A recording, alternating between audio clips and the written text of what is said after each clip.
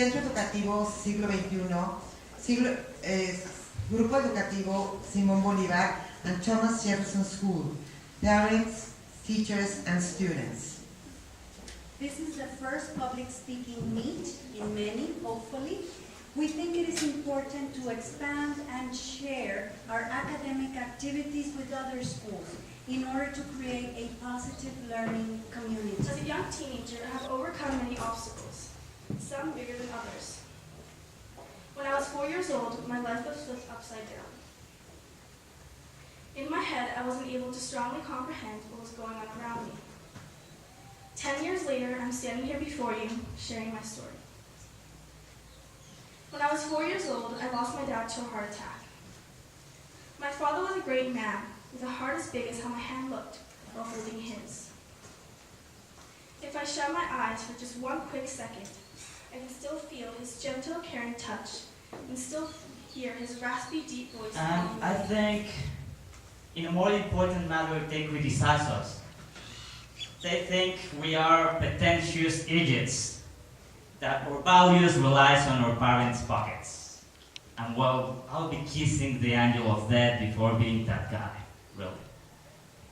So, I have learned a lot of lessons in my life. One of them, the most important of them, is to not judge people if you don't know them. According to the National Sleep Foundation, adults and teenagers likewise need at least 9 hours of sleep. This means that we would have to get to sleep at approximately 9 o'clock. But let's be honest, between friends and school, no one really turns off the light at As this hour. humans, we have something special of always thinking of things that we want to do in the future, but just a couple times in the present. And well, first of all, your dream may sound a bit overwhelming, but that's just okay.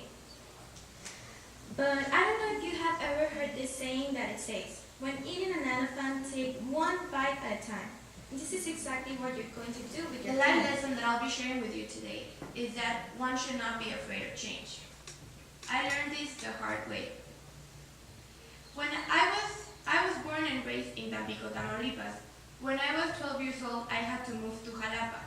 It was difficult already being that age, without having to add moving to a different city and leaving everything and everybody I knew behind.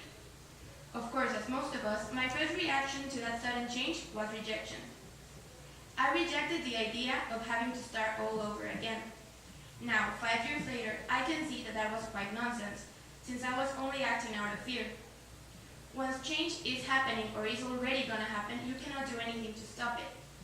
You should remember that you cannot affect change, but you can always choose how that change will affect you. I would like to greet the organizers of this meeting, the teachers and administrators of this school, the parents, and my fellow classmates. I recently saw a movie that allowed me to learn more about Americans of African descent and their struggle to fight for equality. This film, The Butler, portrays the situation of the African Americans from the decade of the 40s to the present days. Hours can be completed in the course of a day. Besides, setting and meeting goals leads to a feeling of satisfaction and accomplishment. Here are some steps you can take to achieve your goals. To begin with, feel confident about your abilities. Confidence in oneself is a very healthy way to communicate.